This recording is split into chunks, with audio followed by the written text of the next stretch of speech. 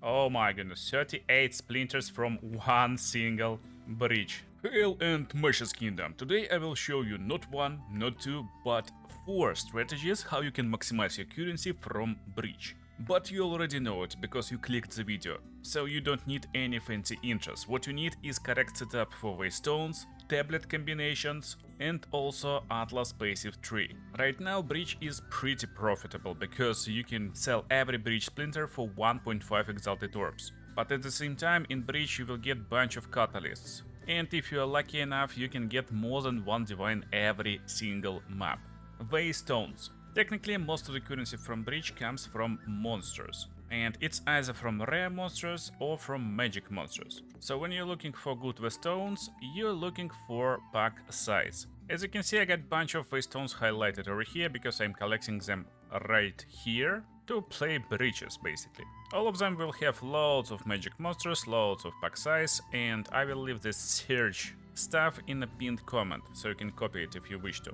Basic Waystone preparation will look like this. So for the third strategy that we will run, that's the third strategy, you just need basic Waystones, so you just drop Orb of Alchemy, you drop 2 Exalted Orbs, and you check what stats we got over here. So we got magic monsters, a little bit of them, a little bit of pack size, and it's not very good modifiers, but technically it's more than enough. You can spice it up like a little bit by corrupting orb on top, and this may improve your stats. So we get 29% pack size, and that's pretty good. Rare monsters are also nice for breach, so that's why breach is so good. Technically, if you're even ignoring the search bar, if you're just picking tablets with a little bit of monsters, rare monsters, magic monsters, pack size, all of them will kinda work, so it's not too harsh on you. But if you want to completely min-max your tablets, well, you're still using Orb of Alchemy, you're still using double Exalted Orb, but instead of corrupting your orbs right now,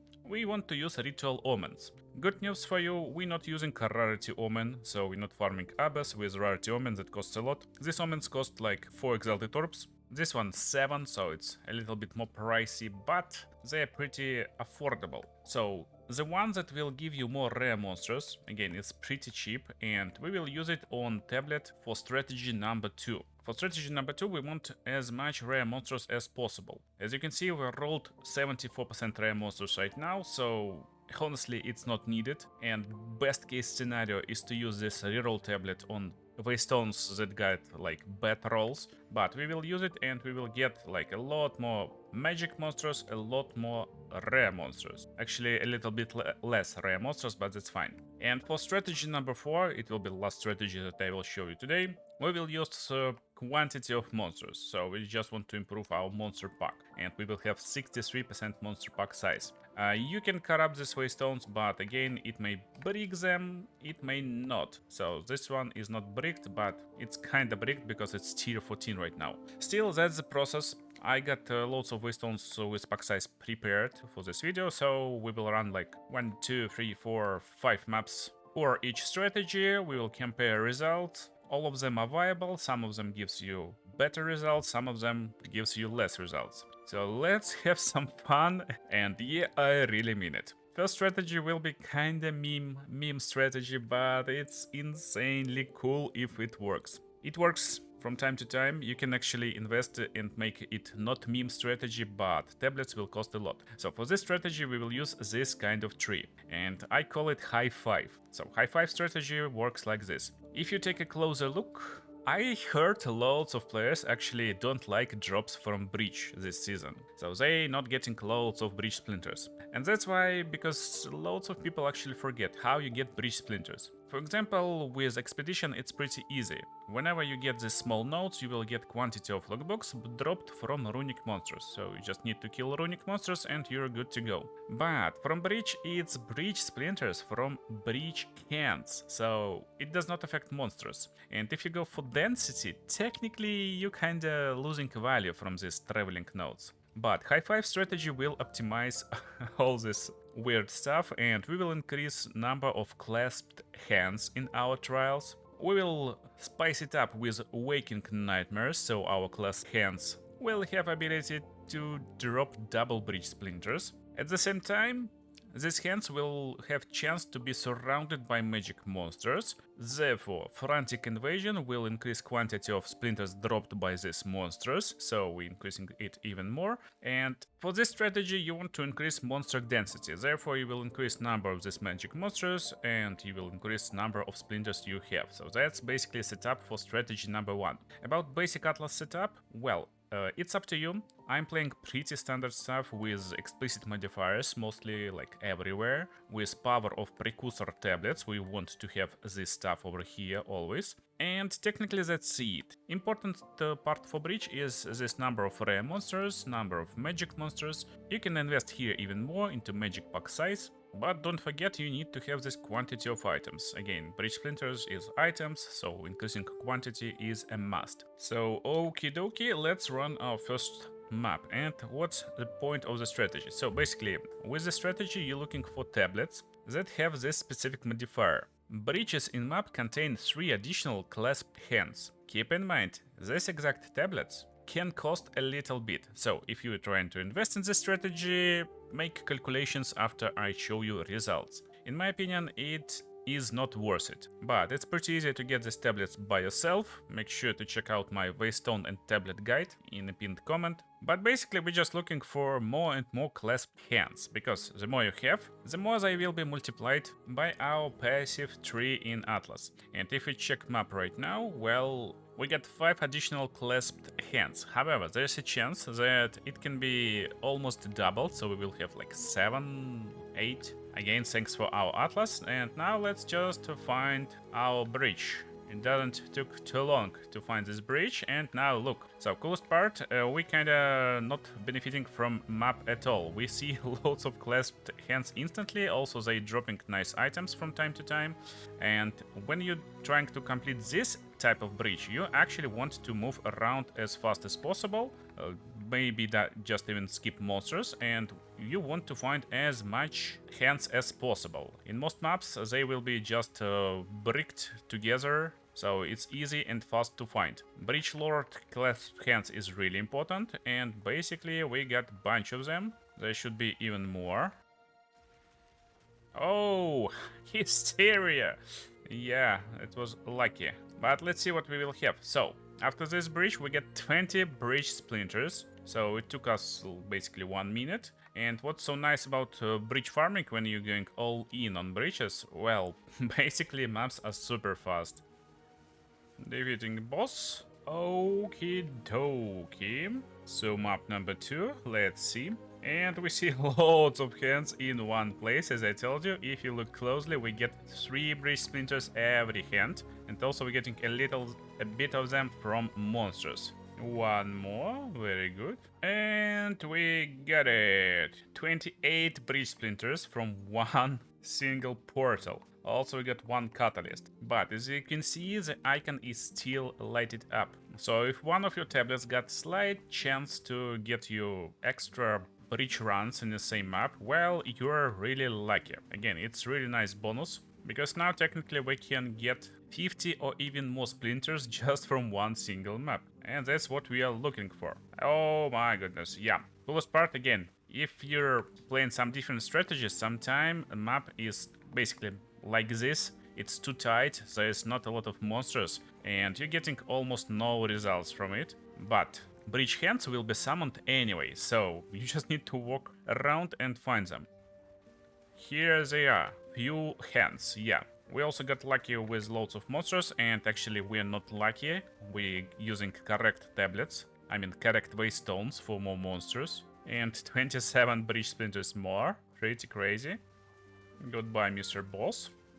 Also, let's calculate time for each strategy, since different strategies will have different map times, and it's really important. Even if some of them may look like, oh my goodness, it's so good, in reality, if we compare times, well, they can be basically the same. And we got a bridge with a bunch of hands. Oh, more hands. On average, bridge creates like 4 hands, so by adding 5 to this bridge, it's just crazy. Also, you don't need to wait until bridge closes, you can instantly open another one if you got it on the map.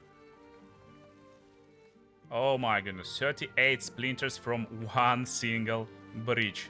We are cooking here. Can I get 38 more? I guess I will, because I see a bunch of hands all over the place. Oh yeah, we got it. Let me quickly check the map. Okay, 30 splinters. But what to do with bridge splinters? Sell them or actually play the bridge? I will show you in the end bridge boss fight and what we can get from him, so you can decide you want to play bridge pinnacle boss or you want to just sell splinters. But for those of you lucky guys who watching right now, I will show you insanely cool trick. Because if I will exchange my splinters, 170 splinters, I will get only 290 exalted orbs right now, and it's less than Divine Orb. But actually we can end with a lot more on top by using nice currency exchange tricks. Basically I start by pulling out one divine prize from exalted orbs for 170 bridge splinters. Yes, you will need to wait a little bit, but it will quickly be exchanged. Now we get 320 exalted orbs, but instead of getting our Divine Orb, using our current market rates, we will exchange this 320 exalted orbs to Chaos Orbs on market rates quickly. So it's just big and quick exchange. And now we quickly will exchange Chaos Orbs that we just got for Divine Orbs, and it's just 64 Chaos Orbs for one Divine Orb. I could have right now less than Divine, but I got 4 Exalted Orbs, 5 Chaos and 1 Divine Orb at the same time for just 170 bridge splinters. If you want to see more tricks like this, make sure to subscribe, because if this video is getting some likes, some viewership, well, I'm showing more and more secrets, since it means you're interested in how to make loads of currency easily and fast. Yeah, that's how it works. And that's what we have from the first strategy. So this yields loads of splinters, but in terms of divines exiles per hour, it gives you around like 2 divines per hour, around 1 divine every 25 minutes, basically every 5 runs. Some runs will be more lucky, some runs will be less lucky, but it is what it is. That's why it's like meme strat. But if the only thing you are care about is the splinters, then the strat is good. And instead of running 3 tablets, you just use like 2 tablets with extra hands and then combine it with Abyss or other mechanics and farm them at the same time. So it's pretty fun to open lots of hands. So let's move to strategy number 2. I call it gimme your parts. Because technically bridge guys, these bridge monsters, drop their parts, catalysts. And we will be surging over here. As I told in the beginning, we are running loads of rare monsters for this strategy. We need a lot rare monsters. Therefore, we will search for rare monsters. We will get like 1, 2, 3, 4, 5 maps. That's what we're running. We're running tablets with one specific modifier. And this modifier will be bridges in map spawn additional rare monster. Keep in mind, this can be 2 additional rare monsters. And here we just stack them on top of each other. This strategy called gimme your parts, because we will be surging over here, you know? Bridge guys drop catalysts. And catalysts is kinda parts of bridge monsters, so yeah, we will dismember them and get their parts as a true surgeon. But don't forget to change your Atlas tree. That's where is most important part lies. Instead of using these clasped hands, we will use these crumbling walls over here to have chance for additional bridges. It just helps. But mostly we're taking this node to get Zesht Madness, and Madness is just insane. It gives 50% increased effectiveness to bridge monsters, which provides more life experience and quantity of item drops. So we're maximizing these rare bridge monsters, at the same time we're making them harder, and also we will have chance to drop full stack of catalysts, and that's where the juice come from with this strategy. It's pretty cool, so we need loads of monsters, and almost every map will give us 1 full stack if we're lucky. We're also keeping this branch over here. It just gives more splinters from monsters and gives more monster density. It's pretty basic, but if you're lucky and you got tablets with additional rare monsters and maybe additional hands, you can actually switch this part into clasped hands. It also works. But overall, most Waystones will have monster density, so this thing will work for bridge. If you're too slow to work your way through these effective bridge monsters, you can actually sacrifice monster density and get slower open and close speed, so you'll have more time to work in your bridges. Now let's see how the map will look like. We got lucky and we got Delirium over here. So Delirium maybe is not very lucky if your build can't handle it, but adding Delirium is actually adding a little bit on top of our strategy. It increasing power of everything and increasing drops, but it can be too hard. So make sure you can handle or turn off this awful delirium. And we found it, the bridge. So let's see how many bridges we will have on this map. Oh my goodness, monster density is through the roof. And here we're basically running around, so trying to find magic rare monsters, mostly like rare monsters, and trying to defeat them. So that's the idea basically. Don't need anything else. These guys, these rare monsters, dropping catalysts all the time, so it's pretty high chance to get it from them. And that's what we are looking for. Give me your parts. Oh my goodness, I see no catalysts, but there's a bunch of hands. Density also helps. So let's see, it's 17 bridge splinters. So basically we get half bridge splinters from previous strategy. Most important part for us to get from this strategy is parts. And just from one single run we already got 3 parts. Some of them cost a little bit, like 10 Exalted Orb for this part. Another good part, by picking this node on passive skill trees, that gives us chance for extra breaches in the map. We're getting basically chance for extra breaches, and it triggers a lot more than with previous strategies. So right now we got at least 2 breaches minimum, and we instantly see the second one. Oh no, I opened 2 breaches at the same time. Jeez. And we got one more. What a map, what a map. Yeah, that's how the strategy works. It's pretty crazy, pretty fun if you like loads of breaches, and we got 24 catalysts. So as you can see, if you're lucky with some nice Waystone with loads of magic monsters, pack size, 16 splinters is not bad, but we got 3 Chayula catalysts this map, we got more river catalyst, bunch of Zoth catalysts. And also, as a little bonus, we get Breach Ring. Yeah, they also drop from these rare monsters from time to time, and they drop in the blue tier. When you're farming Breach boss, there's a lot of Breach Rings that drops already rare, and they basically uncraftable, but here you can get even normal ones, which is pretty good. Oh yeah, that's what I'm talking about, full stack. That's what we're hunting for. That's pretty crazy. I hope it's a good stack. Let's finish the bridge and we'll see. So it's stack of neural catalyst, 34 Exalted Orbs. Oh my goodness. In the end, maps are still around 5 minutes. And yeah, we got like 20% less bridge splinters, but look at the catalysts. I will calculate all of them right now. And in terms of currency, we're getting 960 exalts per hour by running the strat and around 3 divines per hour. But let's not forget, we also got these breach rings, and if they're good you can actually try to craft them, or maybe just use Orb of Alchemy and brick it like me, or they can be really good and they can be sold for like divine or even more, depending on how lucky you are. But don't rush to play strategy number 2, even though it looks like a lot better than strategy number 1. Actually, if you min-max high 5 strategy, it can give you insane amount of extra splinters. By min-maxing, I mean you need to have tablets with 3 extra hands, and also they should have chance for additional breach in your map. So if you will trigger these additional breaches, and for example you remove monster density and invest into this chance for additional breaches with clasped hands, strategy number 1 can give you like 300 splinters every map, if you care only about splinters. But again, getting full stack of catalysts is insanely juicy and cool. Still, let's get our tablets for our third strategy, and that's my favorite one. I call it In Breach We Trust. Yeah, and here is the idea for the tablets for the strategy.